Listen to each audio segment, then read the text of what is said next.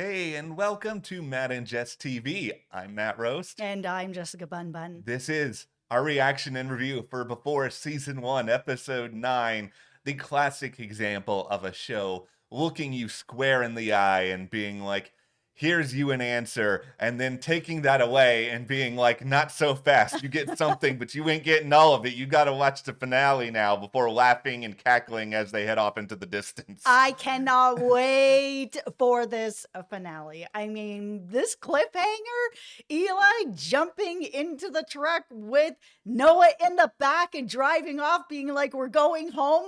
I cannot wait for this finale. It's going to be so fire. I feel like we all feel like he's going to the farmhouse, but we saw what happened to Eli when he was at the farmhouse. What is going to happen to Noah at the farmhouse?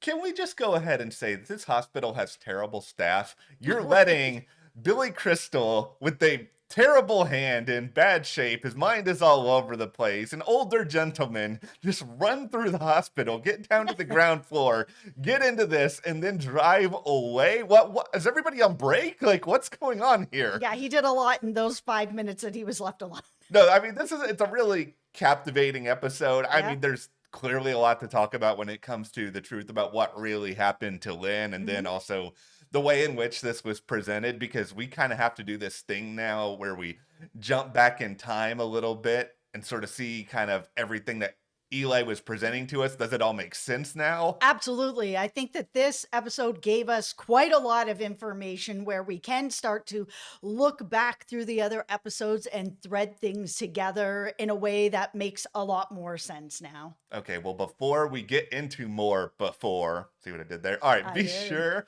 to join our Patreon. We got a link in the description below. Over there, we are covering exclusively in video form Dune Prophecy. We're having a really great time, and joining our Patreon is also just a really great way to help support us to make this content that we really, really enjoy making for you guys. So thank you for all of your support. Okay, so before we get into how did Lynn actually die, just a bit of a warning that we're going to be talking about some dark stuff. I mean, this is a dark show. This is a show about, dealing with grief and trauma and trying to move forward. But it is also about end of life and having the right to choose how and when that time can come. We saw in the last episode, Eli was like, oh my God, I did it. I killed my wife. And we were kind of like, did he? Like, I mean, this show is taking us on a ride. And as it turns out, he did. But not in the way that I think any of us thought was going to happen. She was in so much pain. This was something that she wanted to make a choice on of when she was going to go. She just didn't want to go through this anymore. Even his daughter was like, yeah, this is something that mom had been talking about even a year previous to this. When finally Eli was like, this is what happened. I came home. She had done this, but she actually wasn't dead at this point. She begged me to be able to help her and assist her to be able to just end things for her. And me as a doctor, someone who saves people, it was very difficult. Me as her husband, very difficult to let her go. I love her, right? But he also loved her enough to be like, okay, I am going to make this assist. But this is where we get into kind of murky territory where they are, this is not legal. Where there are other states where it is legal, but it's not legal like this. It's like you would go to a medical professional to have an assist, like up in Canada, where it is legal and you can make that choice and you can go to a doctor at end of life to make that choice. That is not something that is legal, seemingly from our, Google research on it, where they are. And even if it is, it's not, they're going to be like, this is the A-OK, no problem. She said that that's what she wanted. We'll take your word for it. Yeah, and I will say, just from the perspective of looking back on the show so far, it's understandable now why Eli is having all these dark thoughts, images of water, because while this is something that Lynn may have wanted, it's also still something deeply traumatic, and it's something he clearly does Yes. not want to talk about. It's something that at times he may just try to block out of his head altogether, not think about, because then he does get back to this place of, oh, I killed my wife, which is not a place that anybody wants to be in. Now, just big picture here on a subject like this, because as you set up, this is a really, really difficult topic. And it's Yeah. basically, this is the sort of subject that is covered in pretty much every philosophy class known to mankind. Like, full disclosure, I took a philosophy class in college. I hated it. It was the worst grade I got my entire time I was in university. I mean, for me personally, I'm one of these people that's just like, I would rather live my life than try to talk about various ethical debates when it comes to life. But this is a very challenging discussion because everybody has their own opinions on what is right and what is wrong. Now, what actually did strike me watching this episode, though, was how every single character in the world of before kind of felt like they fell on the same side of the aisle when it comes to this issue and how it's to be handled. And like, I'm not here to try to enforce one opinion or the other. It's just in my personal life, I have not run into a situation where every single person feels the same way. Nobody was coming down on Eli that hard for it when he did something that is technically and legally not even allowed. It was just sort of everyone's reaction to various degrees was just sort of like, all right. And I don't know. I was taken out of the world a little bit by that. And it was just really startling for me. I agree. I found it really startling as well that, he explained what happened, that she had asked for this, Yeah. even if it's something that she had asked for. She was at end of life. He wanted to assist her. He wanted to help. He didn't know how else to help. This was the only way he could help. Okay. However, everyone in the room was just like, yeah, you had to do what you had to do. You had the other doctor Yeah. being like, hey, we all have to do it sometimes. And that kind of feeling with it. Even his daughter was just like, yeah, mom talked to me about this for like the past year. Why didn't you do it sooner? Which was something that I found that really took me out of it. I feel like it's easy to look out from the outside in, where it's like, yeah, mom talked to me about this a lot. Yeah. This was something that she had wanted to do for the past year, but you weren't listening, and you should have done this earlier. It's kind of like, girl, I Here we go. as somebody who is a daughter, Yeah. if I was in this situation where my mother was like, listen, this is something that I want, and she has already tried to do this, and she's like, help me out, you got to do this for me. I don't think that I'd be able to do this as much as I would want to be able to help her and do this for her. I don't think I could look my mom in the eye and be like, yeah, I can do this. So I think it's a bit cavalier for the daughter to be like, you should have done this a year before. You should have done this before. It's like, who are you to say? Would you be able to do this for your mom? Look her in her eye and be able to do this? It's a complicated situation for each person, right? To take somebody's life, Yeah. even if it's something that you feel you are doing for them as a mercy for them, to actually be able to do it is something completely different. You're not talking about driving her to the doctor to have this done. Like, I think I could do that for my mom, but I don't think that I could like put my hands around her neck and take her out because she's asked me to. And I don't think that Barbara could either. I just don't think it's it's not a fair situation that Eli's It's being not put fair. in and with all this. And I think this is sort of a big picture thing here as well, because I mean, big surprise, everybody. I'm not a doctor, but I know that if you are a doctor, you run into a lot of people all the time with your own family, your friends, in this Right. case, Eli's daughter, who just think you have this instant ability to compartmentalize and that you can approach Lynn from the perspective of, oh, you're a doctor to a patient, when this is his wife. It is like Right. so, His love, the yeah, love of his life. like you can't tell somebody to just approach something medically in that situation. Like, I feel like Eli is being questioned with like, oh, why didn't you take care of her end of life sooner? But also, oh, why did you not offer other treatment sooner? And it's just, once again, he's there as a husband. This doesn't just fall on him to be able to figure this out. And also playing the coulda, woulda, shoulda game in a situation like this when clearly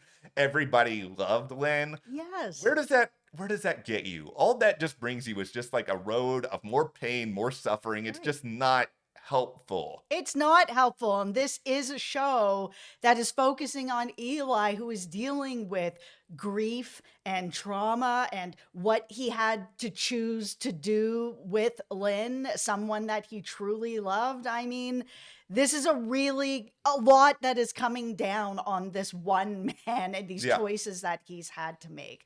But before we go a bit further, if you are enjoying this video, hit that subscribe button. It really helps us here Yeah. at the channel. And we're going to be here next week talking all about the finale, and you don't want to miss it. Let's hope that there's not some sort of crazy cliffhanger and then we're just grotesquerie 2.0. Oh my God. Oh, Listen, if this show comes back for a second season, I'm going to be thrilled. This has been, I know there's a lot Yeah. of people out there, we've seen it in the comments, that have been frustrated at times with the show, and that's fine. You Yeah. know, it is a thriller, right? You're supposed to Yeah. be being taken into one direction and taken in another direction. And you've said this before is a thriller on hard mode. This Yeah. was a very difficult show to figure out. Where I stand on this right now is I want this current storyline to be resolved, but I wouldn't be upset if we have a Nope. season 2 with a new storyline. Yeah. And since we just cut out of some really heavy material, I think we need a palate cleanser here, a Okay. joke to kind of get us all. So if this show but see, I'm stumbling over my words because I'm setting up a joke that nobody is going to laugh at. Okay. Boop, boop, boop, pop, pop, boop, boop. Okay, we are back in time. Hit us with your joke. If there is a season 2, do they call it After?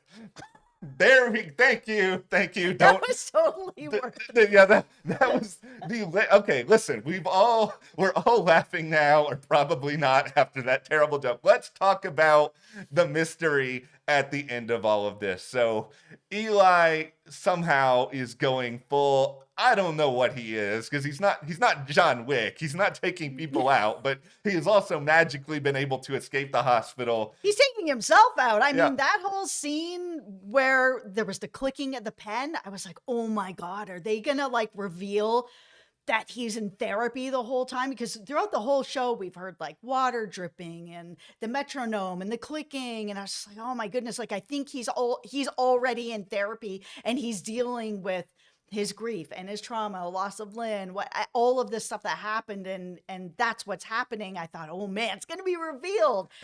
When he got up and put his hand through that pen, I almost fell out of my chair.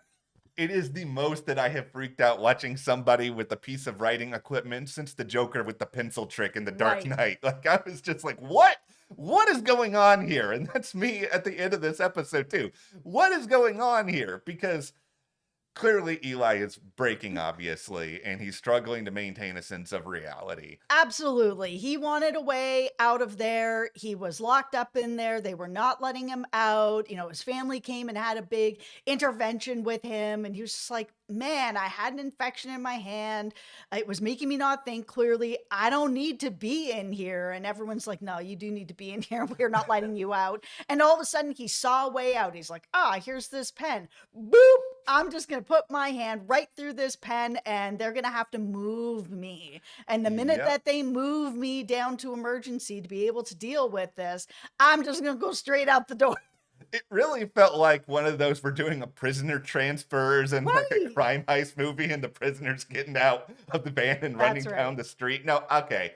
Here is what Eli seems to think here. And he's explained this now to Noah, that they are going home. And you said this at the start of this video, that they're probably going to the farmhouse. And Yeah. I agree with that. And I think that how I'm sort of visualizing all of this is that in Eli's brain right now, he is surrounded by a storm and he doesn't even necessarily know the cause of the storm, what's happening. But I think to him, the only way that the rain is going to stop is if he can get into the eye of the storm. And the farmhouse is the eye, because it's the common thread. It's this piece of imagery that's really connecting the two of them together beyond just Benjamin. And we saw that he went there and he had this really insane episode that ends up leading to him being hospitalized. But I think he feels, and I can't say if this is going to work, but I think Eli feels that if the two of them are there together, that they can actually get to the other side of this. Okay, that this is the home, this is somehow the center, the focal point of the trauma. Yeah, he thinks that if Noah can face his trauma at this farmhouse, that he can maybe get to the other side of it. It was interesting to even see him get to this point where he's explaining it in sort of this, because he is a medical professional and he is someone who was like, doesn't want to look at anything that's fantastical or could be Yeah. something else, where he was just like, the only conclusion I can come to at this point is that something really bad happened to Noah a long time ago in a past life, that him and Lynn and Noah are all connected through some sort of trauma that happened at this farmhouse. They are three souls connected through time. I was like, how did you get here, Eli? It's so interesting that when we first met him, he was just like science and that is all. And Yeah. now he is fully in it with everything that Lynn was talking about with her dreams Yeah. that were coming through, and that there is this possible connection of these three lost souls that are all connected through a trauma that happened at this farmhouse. Could this really be it? What do you guys think? Let us know in the comments. I wish that I could put on some tinfoil for this, but the problem is Eli stole all our tinfoil. I Eli know. is currently wearing the tinfoil hat and driving down the road, because here's where I am with all of this, Eli. You may be going full paranormal, supernatural, whatever else you want to call it.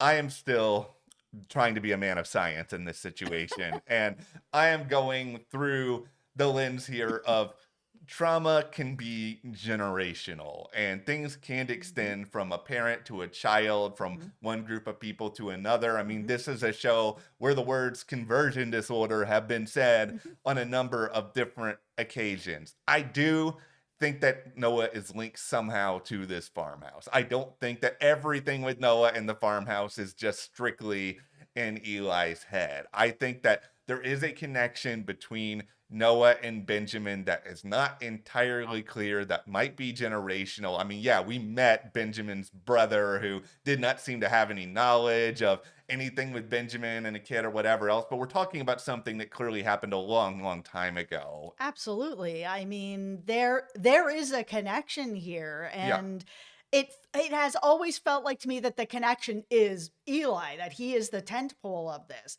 He is connected to Lynn, who's having these dreams and everything that was happening. He is connected to Noah, who is also having these visions of the farmhouse. It is Eli in his grief and his trauma that feels like it is pulling in other people around him.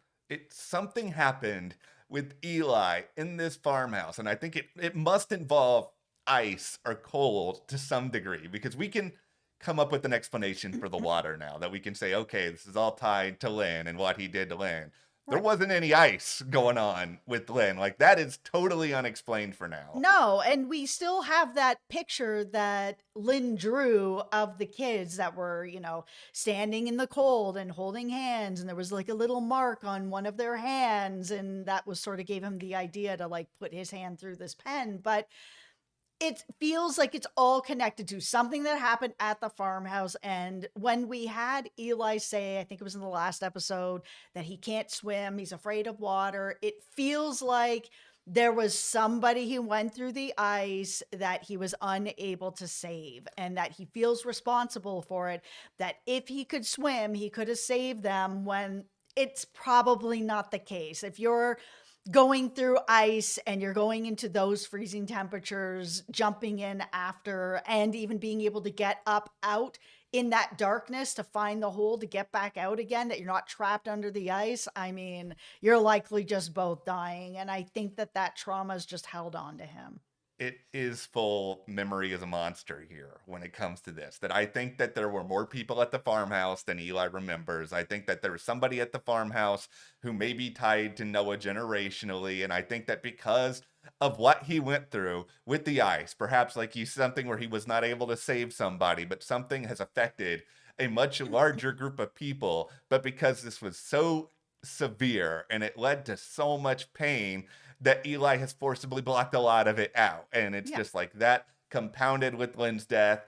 really started all of this. Plus Noah coming back in, somebody else who has some trauma attached to the farmhouse. Like this is not a one problem show. This is a multi-problem show where it's all sort of branching together. Yeah, and with Eli, he has said it many times during this season that he's someone who saves people. He Yeah. is a doctor. That is how he's been trained to do everything he can to save people. And, we've seen, I mean, he's an unreliable narrator Yeah. because his memories are getting fogged up and everything. But if he feels responsible for losing Benjamin, that he wasn't able to save him, he's feeling like he's not able to save Noah. He's been, not doing a good enough job to help him and save him, and that now maybe he can. He wasn't able to save Lynn, and he ended up feeling that he needed to assist her at the end of life, something that is against his doctor code. And if you also add in that maybe at the beginning of all of this started with him as a kid Mhm. and somebody dying on his watch, and he wasn't able to help them because he felt he couldn't swim, or if there was more circumstances that were involved with that it's just a bunch of deaths of things that maybe he felt like he could have done more and didn't, and now he's just got death upon death just weighing on him throughout his life. Yeah, and those things that happen to you when you're really, really young, like that is just like the formative stuff that's next level. That's the stuff that if you're going to block something out due to trauma, like it's all going to begin there. That Yeah. childhood stuff, it never really leaves you. Now, before we do start to wrap this up, I mean, this is a big question for you, for everybody in the comments. It's just, I'm sitting here at this point and Eli is going full escapade in this car with Noah, and I'm just sitting here being like, okay, maybe he finds an answer. Maybe he cures Noah, maybe he cures himself. Is there any chance that he ends this season actually either out of prison or out of some sort of institution? Because it just feels like he's broken so many rules at this point. I don't know what a happy ending for this guy is. Listen, I thought he would absolutely be getting fired after that whole cutting into Noah's head and pulling Yeah. out nothing. But he was still allowed to not only continue to practice, but to practice with Noah. So at this point, I think anything goes. And it's like, they already gave him a pass to be like, well, it worked. I was kind of like, did it work? Because Noah does seem like he's worse than he was before. But okay, I guess they're all like, it worked to be able to move the story forward. Would they give him another pass if Noah comes out and he's like, hey, everybody, what's going on? And they'll be like, well, it worked, so we'll let it go. Yeah, it does kind of feel like in general, and whether it's what we were talking a little bit about earlier with everybody's reaction to how Lynn died, or what happened with the brain worm, that Yeah. I could go to this hospital right now, take some Christmas lights, go full Calvin and Hobbes, and write on the ceiling or the rooftop, aliens land here. And if an alien showed up as a result of that, they would be like, okay, it worked. It's fine. You can continue to That's do right. whatever you want at this hospital. Yeah. I don't know with certain parts of that, but I still really enjoy this show. It's dark, it's fascinating, and like you, I'm really excited to see how all of this wraps up. I cannot wait for this finale I to see know. how it wraps up. I mean, I am hoping that they're not going to give us like a grotesquerie type ending where I know they were setting up for season 2 and that's totally fine.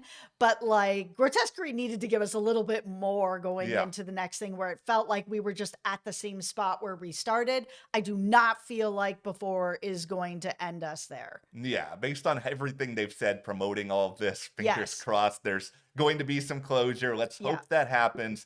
But we also hope you hit that subscribe button so you don't miss any other coverage of Before, and that you join our Patreon. We've got that link in the description below where we're covering exclusively in video form Dune Prophecy. Thank you guys so much, and we'll see you here next time.